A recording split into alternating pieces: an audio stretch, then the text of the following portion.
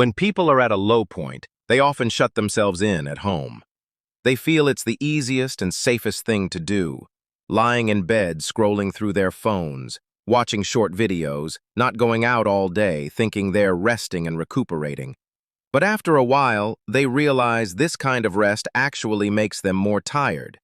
Energy isn't restored. Instead, like a deflating ball, it slowly drains away. Life becomes like a stagnant pond, and the person becomes sensitive and fragile. The smallest thing can trigger an emotional breakdown, trapping them in a vicious cycle. I strongly agree with something a blogger said.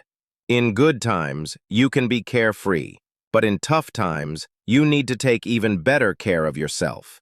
He shared that during his low periods, his practice was to dress up meticulously every day, put on his favorite clothes, apply decent makeup, and force himself to step outside, not necessarily to fancy places, just to sit in a cafe, take a walk in the park, or attend some small events.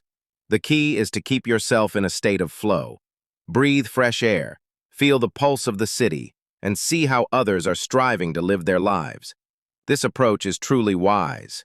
When someone is in a low-energy state, curling up in their own little world might seem safe, but it's actually dangerous. This false sense of security makes people increasingly withdrawn, like a frog slowly boiling in water. Unconsciously, their condition worsens. Their eyes lose their sparkle, their movements become sluggish, and they become fearful of any change. The once confident and brave self seems to disappear, replaced by a timid, overly cautious stranger.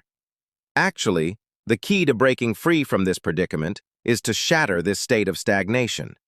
You don't need to make huge changes all at once. Start with the smallest things. Today, wash your hair and change your clothes. Tomorrow, go buy a bottle of water at the convenience store downstairs. The day after, sit in the nearby park for 20 minutes.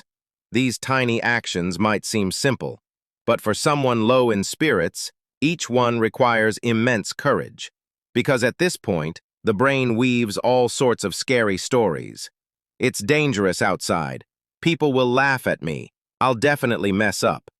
But when you actually take that step, you realize 99% of the fear was imagined.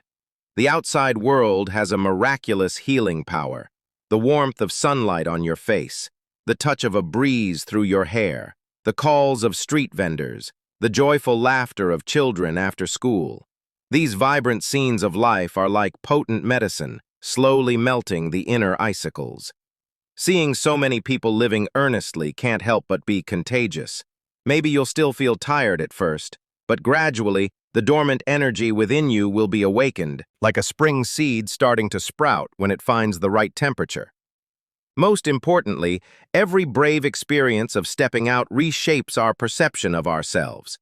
When we prove to ourselves time and again that, "I can do this," inner strength quietly grows in the process. The pains that once felt suffocating become less heavy amidst the vastness of the world. Like a drop of ink dripped into a cup, the whole cup turns black. But if dripped into the sea, it instantly vanishes without a trace. Of course, this process requires patience. When your state is poor, just getting up and washing your face might drain all your strength. At times like this, learn to be gentle with yourself. Allow progress to be slow. Walking 5 minutes more today than yesterday is a victory. Going out once more this week than last deserves praise. The key is to maintain that state of flow, not letting yourself become a stagnant pond. Slowly, you'll discover the more you go out, the less fear you have.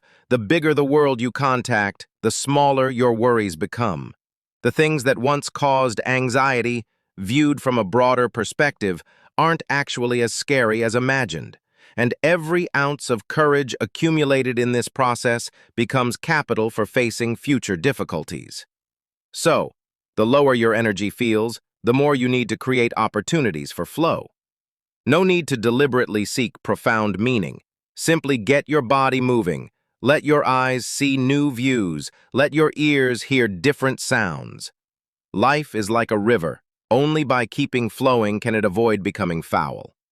When we're willing to take that first step, the opportunity for change has already quietly arrived.